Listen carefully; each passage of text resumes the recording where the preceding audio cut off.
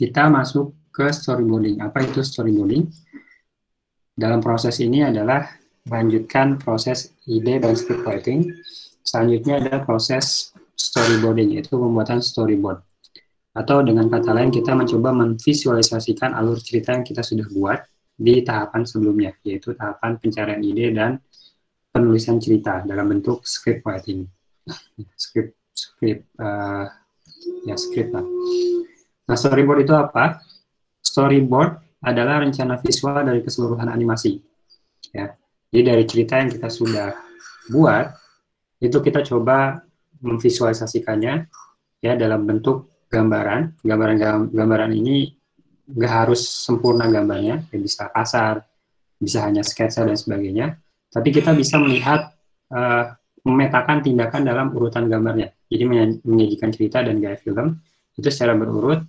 Konsep gambarnya ini seperti ini. Gitu. Jadi kita mencoba mengkonversi apa yang sudah ada di cerita menjadi sebuah visual yang bisa kita lihat.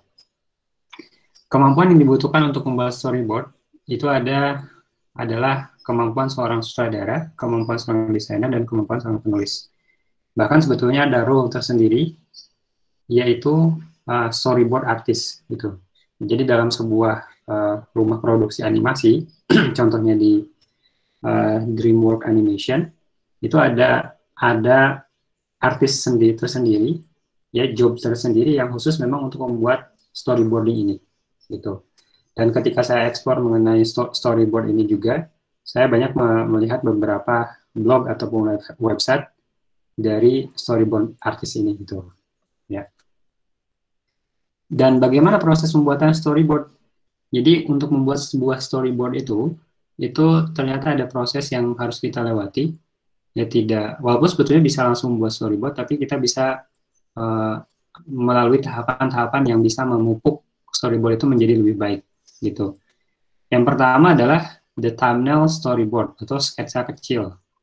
Biasanya dalam bentuk gambaran kecil, ya, aksi yang ada di cerita itu divisualisasikan secara kasar. Jadi nggak harus gambarannya itu nggak harus sempurna, gitu. Bahkan kadang dibuat gambaran-gambarnya itu di atas skrip yang kita sudah buat, ya, untuk memberikan sense of flow-nya, jadi memperkuat alir cerita. Di sini tujuannya adalah untuk memastikan visi direktur dalam mengarahkan cerita ke arah yang benar, gitu ya. Yang pertama adalah thumbnail storyboard. Kemudian proses ketika membuat storyboard ini, yang kedua adalah the rough storyboard. Jadi kita membuat storyboard yang sifatnya kasar. Kalau tadi thumbnail, sketsa kecil, kenapa disebut thumbnail? Thumbnail itu kan kayak kuku jari ya, istilahnya. Nah ini bentuknya itu kotak kecil gitu, nggak harus besar. Bahkan di dalam tadi disebutkan di dalam skrip sendiri kita bisa menggambar sesuatu di sana. Gitu. Yang kedua adalah the rough storyboard atau storyboard kasar. Jadi kita membuat storyboard kasar dengan ukuran dan kualitas gambar yang bervariasi. Ya, ini dilakukan untuk bereksperimen terhadap urutan sequence. Jadi dalam cerita itu kan ada sequence ceritanya ya, alur ceritanya gitu. Nah, kita mencoba bereksperimen untuk menggambarkan cerita yang kita buat itu dalam bentuk storyboard kasarnya ini. Bahkan bisa digambar dalam bentuk kartu pos atau sticky note ya, tapi jarang sebetulnya. Gitu. Ini contohnya, ini contoh dari thumbnail dan rough storyboard. Ini disebut thumbnail, jadi nggak ada informasi tambahan biasanya, hanya sebatas seperti ini, atau paling tidak ada tambahan nomor storyboardnya seperti ini, dan itu sifatnya juga opsional. Kemudian penamaannya pun opsional gitu ya. Ini contoh dari Kinsey Sword thumbnails. Nah ini yang saya sebut tadi, jadi ada artis yang khusus memang mengerjakan storyboarding seperti ini. Gitu. Jadi kerjaan di animasi itu kurang lebih ya banyak gitu ya. Bahkan dalam rule untuk membuat storyboard sendiri ini ada artisnya. Itu seperti ini. Kemudian contoh yang kedua, ini contoh dari storyboard lainnya. Nah ini lihat, di sini nggak terlihat secara jelas ya bagaimana animasi cerita itu diubah dalam sebuah alur visualisasi gitu. Memang di sini lihat yang ingin dilihatnya adalah lihat alurnya gitu, seperti alirannya itu terlihat gitu ya, walaupun nggak secara jelas gitu. Ini disebut sebagai thumbnail dan rough storyboard. Jadi tadi ada dua ya. Proses pertamanya yaitu yang pertama adalah thumbnail storyboard, sketsa kecil, dan rough storyboard. Selanjutnya dari proses pembuatan rough storyboard itu, ketika misalkan sudah dikonsultasikan dengan direktor, dengan para pihak yang mengerjakan animasi, itu kita bersihkan. Jadi di tahap ini kita membersihkan dan memperbaiki gambar agar sesuai dengan format tertentu. Format tertentu ini apa? Biasanya ini nanti terkait dengan format screen-nya, gitu ya. Apakah nanti widescreen, apakah nanti standar yang 4 berbanding 3 gitu ya, dan lain sebagainya. Biasanya juga di dalam clean up ini, kita bisa menambahkan catatan untuk arah panggung. Baik itu arah panggung, gerakan kamera, atau efek tertentu. Nah, dalam clean up proses ini, ya, tipenya ada dua. Jadi, storyboard yang dalam proses clean up ini kita bisa gunakan pertama untuk presentasi, bisa digunakan untuk mempresentasikan ide, dan biasanya ini berwarna dan digambar dalam standar tinggi. Dan ini biasanya kalau kita melakukan pitching untuk pendanaan, nah clean up storyboard untuk presentasi ini kita gunakan, gitu ya. Yang kedua adalah untuk produksi itu sendiri. Bedanya dalam presentasi, kita tidak harus menambahkan mengeluarkan warna di sana, gitu ya. Dan biasanya juga tidak harus dengan standar tinggi, cukup seperti yang tadi ya, dengan dipoles sedikit lebih rapi gitu ya. Dan storyboard yang digunakan untuk produksi ini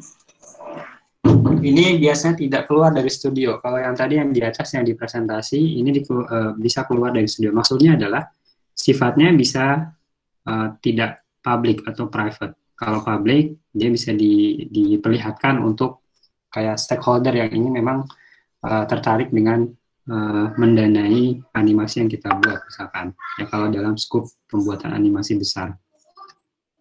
Nah ini contoh dari sorry ini harusnya diganti ya, clean up storyboard ya contohnya. Jadi sebelum ini sebetulnya ada storyboard sebelumnya yang masih rough dan kasar.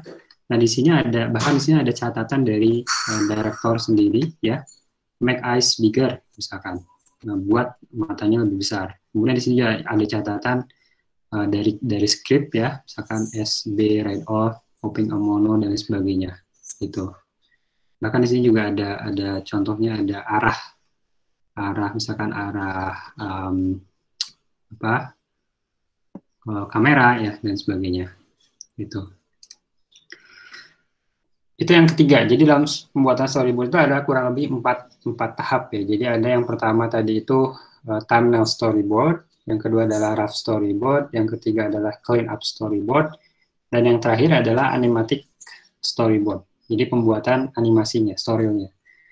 Ya, ini animasi tapi animasi yang dibuat dari storyboard gitu, bukan animasi jadinya nanti ya, bukan hasil akhirnya gitu. Tapi ini adalah animasi untuk memperlihatkan kira-kira kalau misalkan nanti dijadikan animasi yang akhir itu kurang lebih kayak gini gitu. Di sini digunakan untuk memastikan pengaturan waktu film bekerja dengan baik, ya perlu dibuat animasi, kadang disebut sebagai story reel, ya. Kemudian dengan menggunakan animasi ini menjadi kesempatan pertama kalinya visual yang kita buat, visualisasi yang kita buat itu terlihat berjalan, jadi bisa bergerak lah istilahnya. Kemudian ini juga merupakan kesempatan untuk memeriksa bahwa pengambilan gambar tertentu telah diberi waktu cukup atau tidak gitu ya. Dan sering juga menyertakan scratch track atau soundtrack kasar ya, dengan menggunakan suara dari tim yang membuat storyboard dan musik yang merepresentasikan suara akhir. Jadi di dalam The Animatic Storyboard ini, storyboard yang kita sudah buat tadi di atas misalkan, ini dibuat animasinya. Dan bahkan kita bisa menambahkan pengisi suara biasanya yang membuat storyboardnya. Ini contohnya, ini ada video tentang The Fisherman, The Storyboard Animatic.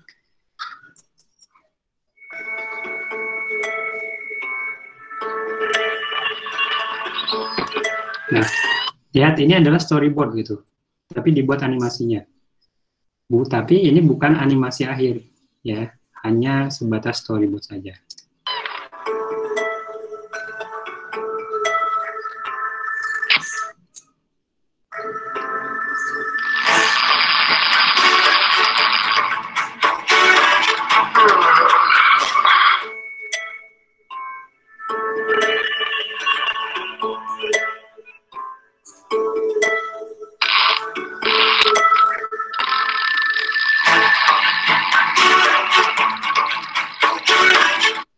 Ya, itu contoh dari The Animatic Storyboard.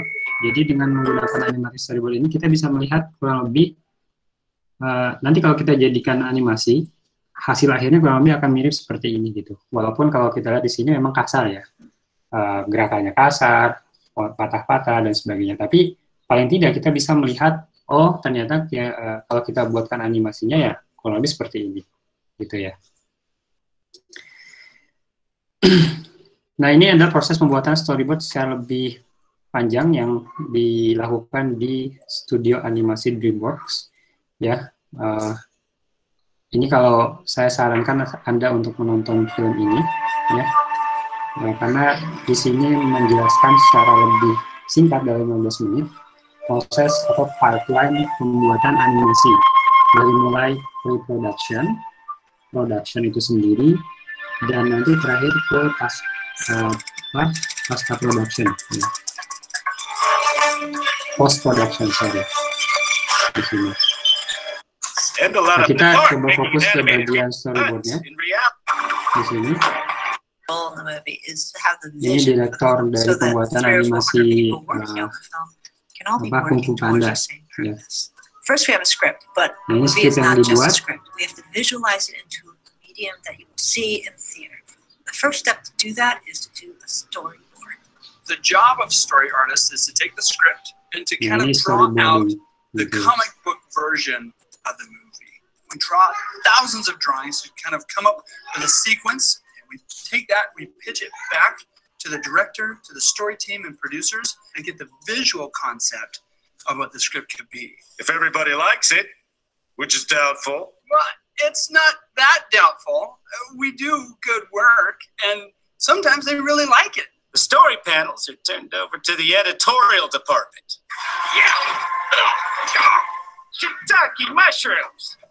Editors cut the sketches together in a story reel, so the directors, producers, and executives can see a blueprint of the movie. Nah, Two tadi things. dikatakan story reel ya. Jadi di animatic story yang tadi di tahap yang keempat ini dikatakan juga disebut juga sebagai story reel. Nah, ini salah satu contohnya. This elite unit has their mitts on the film throughout the entire process. How's it going there, editorial? You keeping up? Oh, that's right, Skipper. We take the storyboard panels and we build a sequence out of those.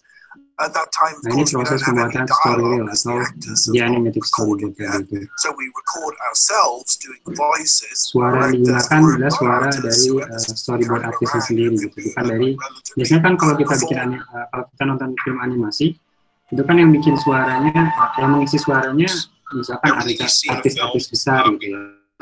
Nah, dalam proses pembuatan story reel atau di animatic storyboard itu yang mengisi suaranya nggak harus dari artis, tapi dari storyboard artis itu sendiri.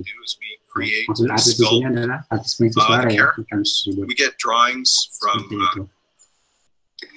Nah, dengan demikian media storyboard yang bisa digunakan diantaranya ya paling jelas adalah yang pertama analog, yaitu kertas. Kita bisa menggunakan kertas apapun atau media apapun sebetulnya. Tadi dikatakan bahwa kartu pos pun bisa kita gunakan sebagai media untuk membuat storyboard. Kemudian sticky note juga ya bisa kita gunakan sebagai storyboard karena lebih fleksibel, ditempel-tempel gitu ya. Kalau misalkan nggak cocok, tinggal dicopot, kemudian mengganti sticky note yang lain. Kemudian ada yang digital. Nah, digital kita bisa menggunakan software storyboard. Contohnya salah satunya kalau misalnya Anda kemarin ekspor ketika membuat script ya, ada contohnya Final Draft. Kemudian ada lagi Celtex gitu ya kalau nggak salah. Ya Celtex. Nah, itu di dalamnya selain kita bisa membuat cerita dan script ya, script writing, itu kita bisa membuat storyboard gitu di dalamnya. Nah, alat yang bisa kita gunakan juga adalah pen tablet. Jadi untuk mendukung pembuatan storyboard ini secara digital kita bisa menggunakan pen tablet karena lebih mudah untuk membuat gambar.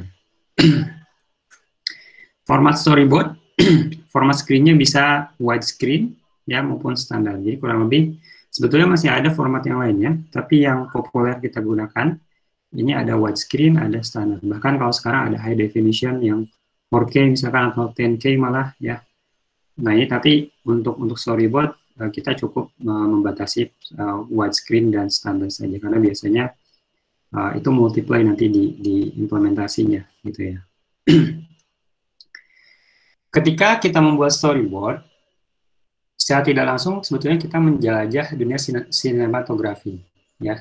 Karenanya ketika kita membuat storyboard ini perlu diperhatikan beberapa hal yang terkait dengan sinematografi itu sendiri. Yang pertama adalah shot composition, ya, komposisi bidikan. Ya, di sini ada 7 rules for better shot composition. Jadi ada beberapa rule yang kita bisa gunakan untuk pengambilan gambar, ya. Kemudian yang kedua adalah desain, pencahayaan, ya, lighting. Salah satunya kemarin yang sudah kita pelajari di praktikum, itu ada 3-point lightning. Nah, di sana ada selain 3-point lightning itu juga masih ada tipe-tipe lightning yang lain, ya, yang bisa Anda explore lebih jauh. Itu ada link di sana, Anda bisa baca. Kemudian juga sudut kamera angle, gitu ya. Jadi kita perlu memperhatikan sinematografi ini. Itu adalah storyboarding. Jadi kurang lebih ketika kita membuat storyboard, sebetulnya nggak terlalu jelimet ya. Yang perlu kita perhatikan yang pertama adalah poin intinya kita memvisualisasikan ceritanya. Sehingga dari yang tadinya berupa skrip, kita bisa melihatnya sebagai bentuk visualnya. Bentuk visualnya bisa berupa thumbnail storyboard, kemudian prosesnya menjadi rough storyboard, ya, kemudian menjadi cleaned up storyboard, dan yang biasanya kalau di animasi-animasi yang besar, itu masuk ke animatic storyboard atau story reel seperti ini, gitu ya. Itu kurang lebih untuk storyboard. Sampai sini ada pertanyaan?